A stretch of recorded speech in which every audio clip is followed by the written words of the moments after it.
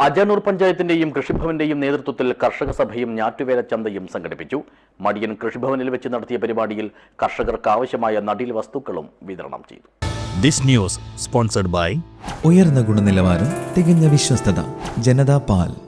തിരുവാതിര ഞാറ്റുവേല ആരംഭിച്ചതു മുതൽ സംസ്ഥാനത്താകെ കൃഷിഭവനുകളിൽ കാർഷിക വികസന കർഷക ക്ഷേമ വകുപ്പിന്റെ ആഭിമുഖ്യത്തിൽ കർഷക സഭയും ഞാറ്റുവേല ചന്തയും സംഘടിപ്പിച്ചു വരുന്നുണ്ട്.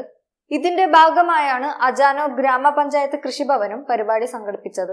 വെള്ളിക്കോത്ത് കൃഷിഭവനിൽ വെച്ച് നടത്തിയ കർഷക സഭയുടെയും ഞാറ്റുവേല ചന്തയുടെയും ഉദ്ഘാടനം ഗ്രാമപഞ്ചായത്ത് പ്രസിഡന്റ് വി തുളസി നിർവഹിച്ചു. സംസ്ഥാന സർക്കാരിന്റെ ഇത്തരം പ്രവൃത്തികളെ എത്രമാത്രം പ്രോത്സാഹിപ്പിക്കാൻ വേണ്ടി പറ്റുമോ അത്തരത്തിലുള്ള പ്രോത്സാഹനം കൊണ്ടാണ് അജാനൂർ ഗ്രാമപഞ്ചായത്തും ഈ നടീൽ വസ്തുക്കളുമായി മുന്നോട്ട് പോകുന്നത്.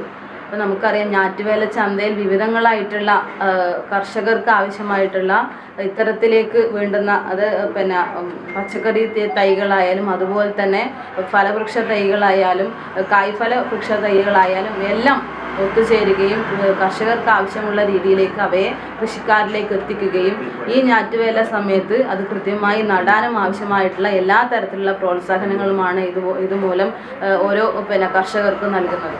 വൈസ് പ്രസിഡന്റ് മൂലക്കണ്ടം പ്രഭാകരൻ അധ്യക്ഷത വഹിച്ചു.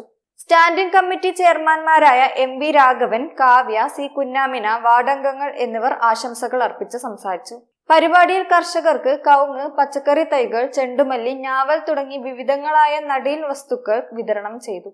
കൃഷി ഓഫീസർ സന്തോഷ് ചാലിൽ സ്വാഗതവും കൃഷി അസിസ്റ്റന്റ് സ്മിത നന്ദിയും പറഞ്ഞു.